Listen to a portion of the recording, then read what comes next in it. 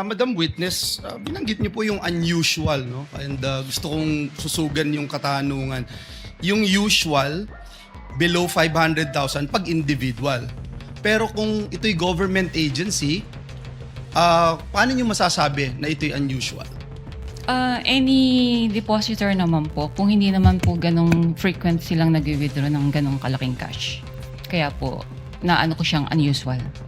Kung ganito po na 4 na beses na nag-withdraw na 125 million, would you say usual na siya? Unusual nga po. No, Kasi, kung 4 na sunod-sunod na yung binanggit po ninyo, 125 million, sunod-sunod, nagiging usual na po ba siya o unusual pa rin? pwede naman po. Na What is usual. it? Kung sunod-sunod naman po, magiging ano na po siya. Talagang usual transaction na po yun. So, kung ganun nga po na 4 na sunod-sunod, usual transaction na siya. Opo.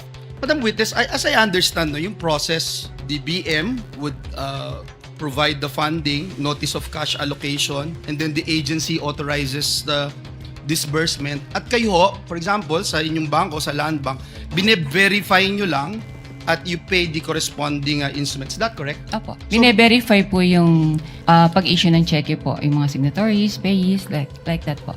So bago po inilabas ang salapi o yung pera, ano-ano pong dokumento yung aktual na natatanggap po ninyo at inyong masusing sinusuri?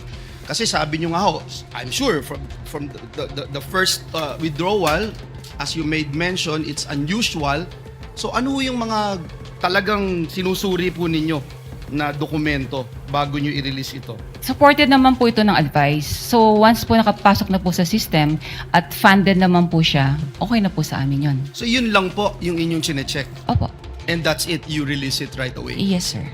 And binanggit nyo ho kanina, hindi ito suspicious Para sa ano ko po, hindi po siya suspicious. at lahat po ay legitimate. Yes, sir. With this amount of money that will be withdrawn by the payee, ano ho yung mga advance arrangements? Kasi hindi, sabi nyo nga ho, hindi usual, yung biglaan, no? 125 million.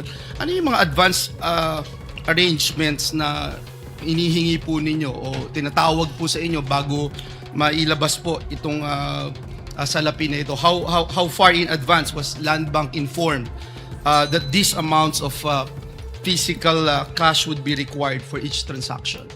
Mga a day or two po, ni-inform po kami from the cash division po ng OVP na meron po silang ganong cash requirement.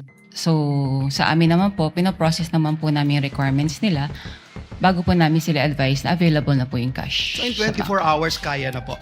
Pwede naman po.